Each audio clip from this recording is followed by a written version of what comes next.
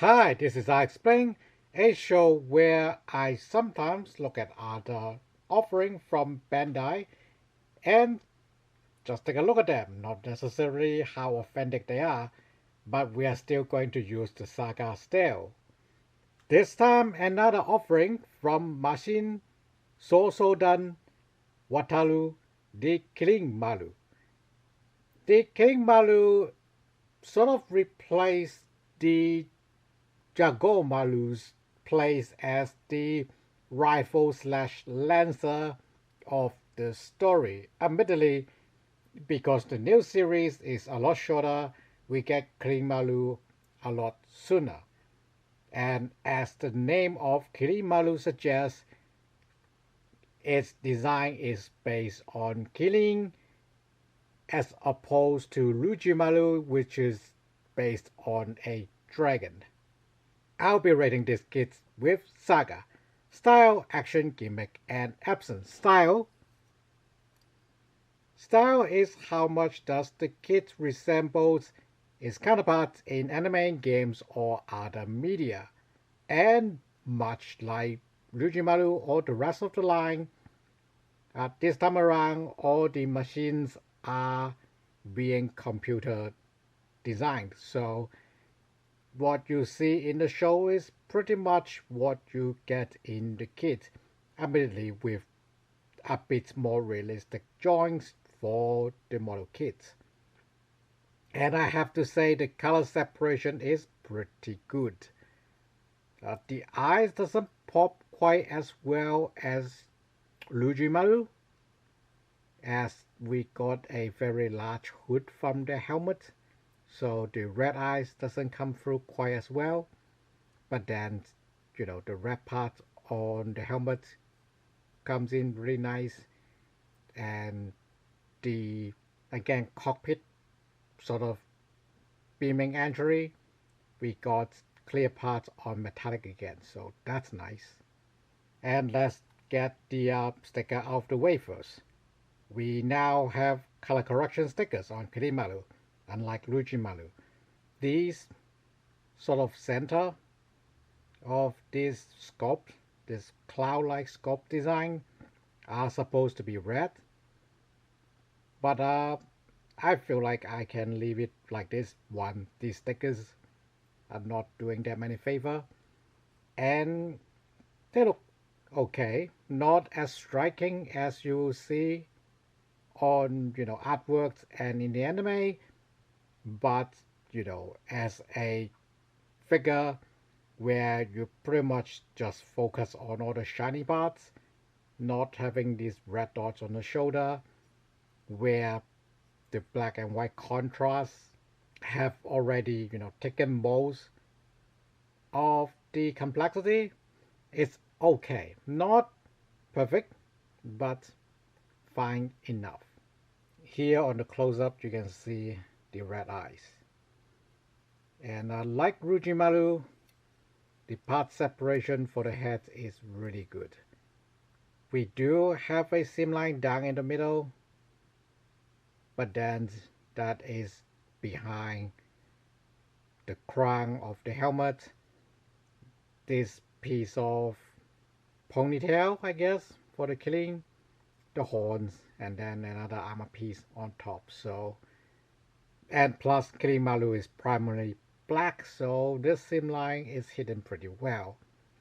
You can see how the red in the front multi-part is showing at the back of the crown, but again, you rarely just hold a back shot straight onto there, so for the most part is okay.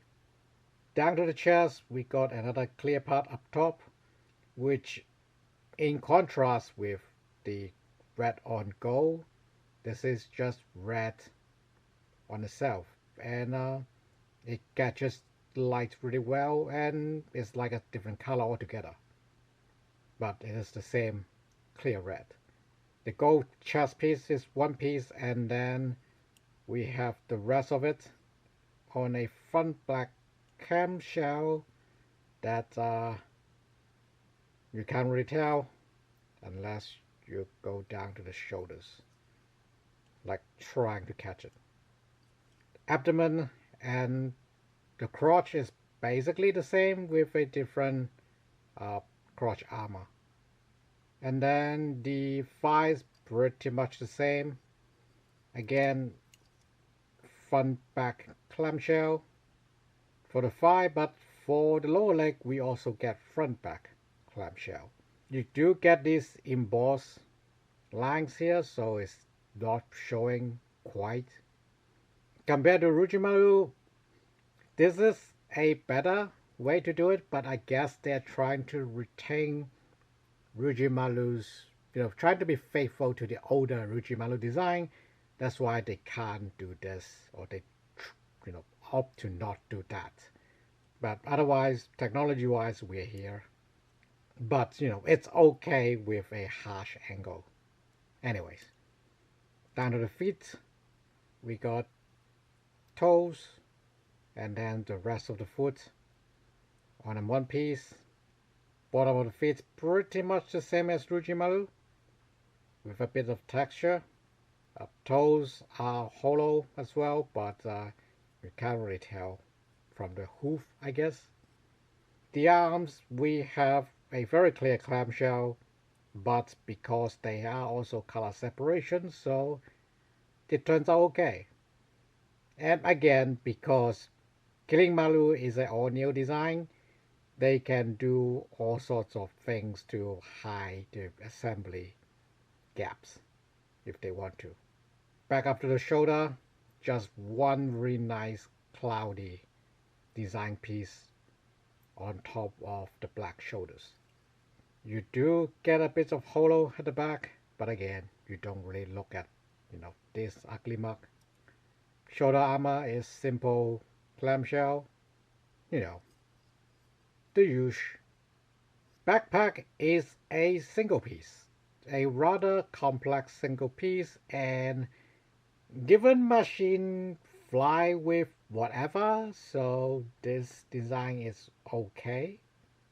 Either way, you don't really see it. Like, Kirinmaru's head and torso and shoulders are so big that you don't really see it, but it's there, so that's cool. I kind of skip over it, but the ponytail are two-piece, so you don't get a hollow, but you do have a bit of assembly gap near the tip. This way it is easier to do a seamless mod, but not quite as cool when you are not doing that. Still, you don't really see it. And the killing horns do have their little safety tab on the end, which I think is okay. After all, machines are machines. Horns acting as antenna is totally fine.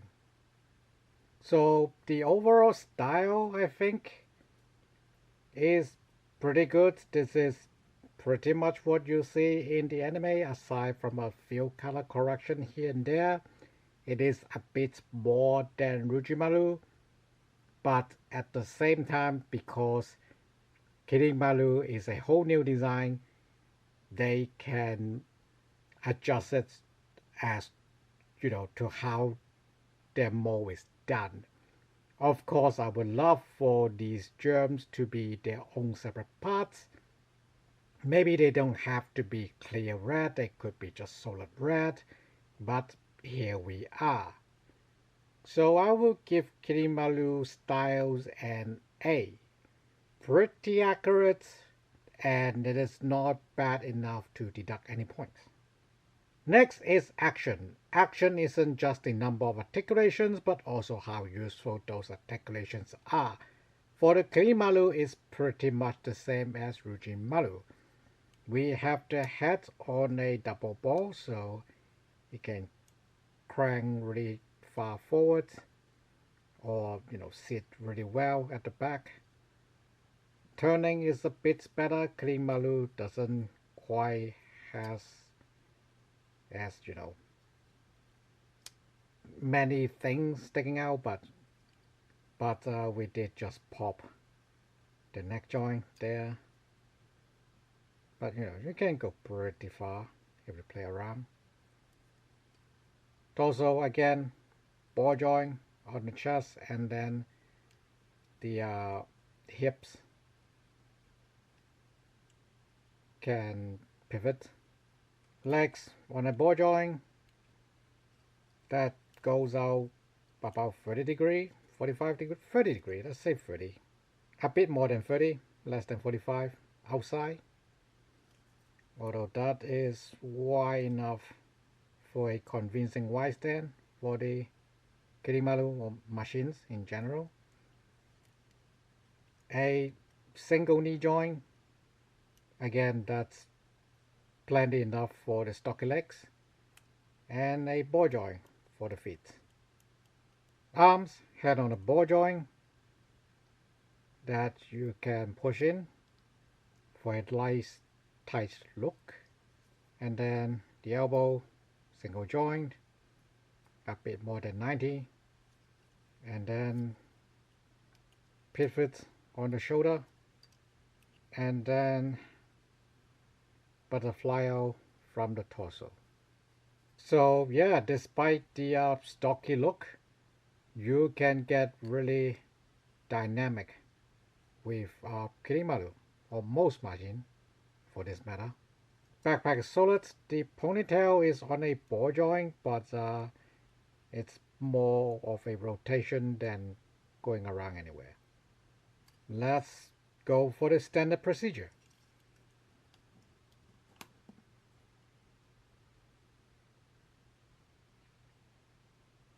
Super easy, barely an inconvenient.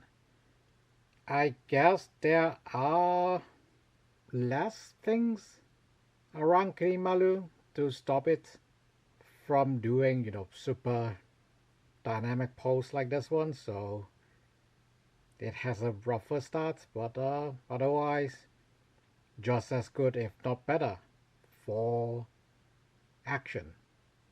As another machine with pretty much SD proportions, I don't think you can get better actions. I mean, you can. SD cross silhouette definitely have double joints and very far single joints in places. So I will give Kirinmaru an A for action as well. Really good. Could be better, but not necessarily. Next is Gimmick. Gimmick are the onboard weapons, optional weapons, and other functionality of the robot. For Kirinmaru, the elephant or Kirin in the room are the chakram on its left hand, which is just a single piece that is also pretty thin, like even for Gundam, this is a relatively thin blade, so I would have to say this is a very well casted chakram. We do have one that I did not put on Kirinmaru's hand. As you can see, we do have a bit of hollow at the end, but you can hide pretty well, so not really visible. And there's a tab on the end, which is used to stick on the backpack.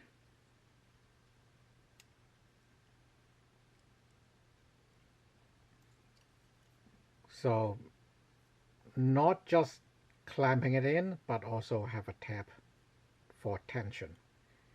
So, good storage, and then good cast, good scope, and holding a bit challenging for Kirinmaru, but it's a chakram, you can't do much about that.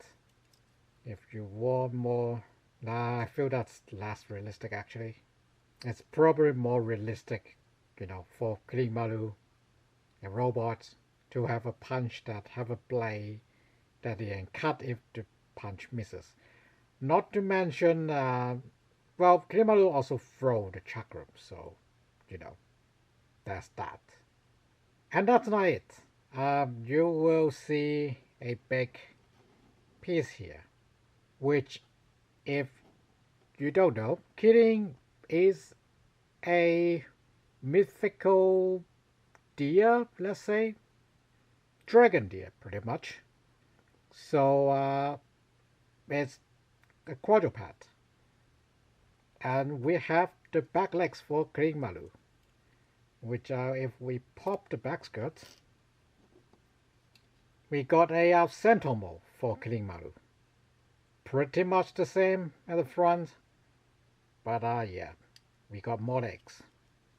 They are on a ball joint and it is a static pose for the leg.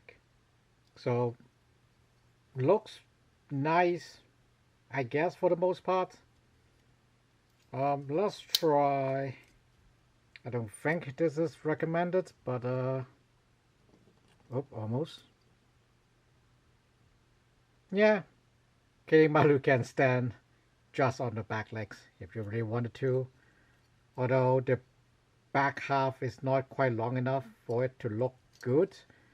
However, you will notice these pylons at the end.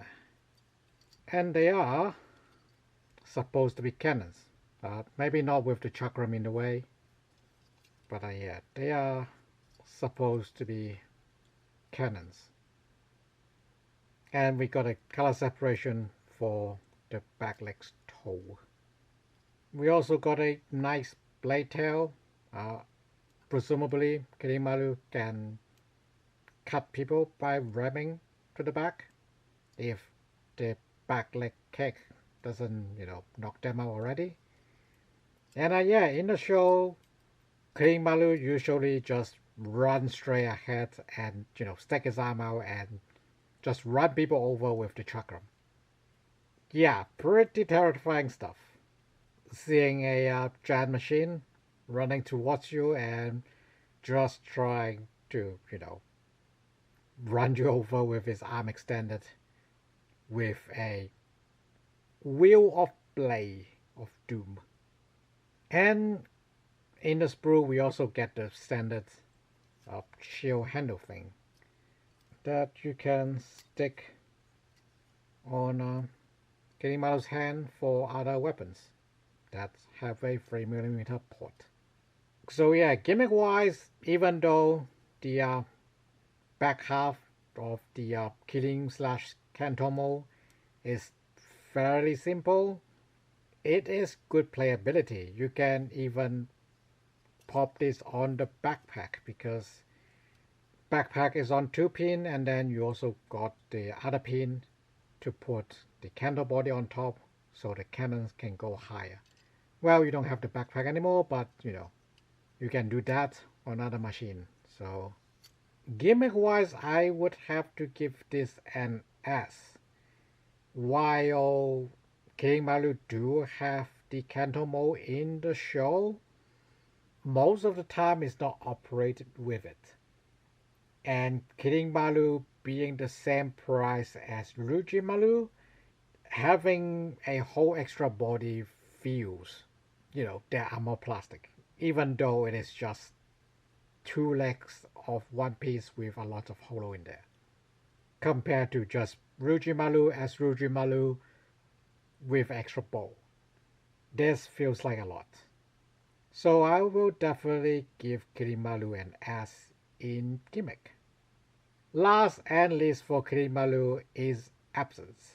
Absence are what's missing in representation of style, action and gimmick, which not much for Kirinmaru. And for the price, like I said, with the Kantomo, it feels like a substantially better deal than Rujimaru. Even though both kits are in the same size box that are roughly being filled pretty much to the brim. It feels like Kirinmaru is the better deal with, more things sticking outside, I guess. But because this is a first edition, I do have a extra being thrown for me. This time the Cortenshaw or Thunder Spear. For some reason it have an English name. As you can see, it's a really long spear.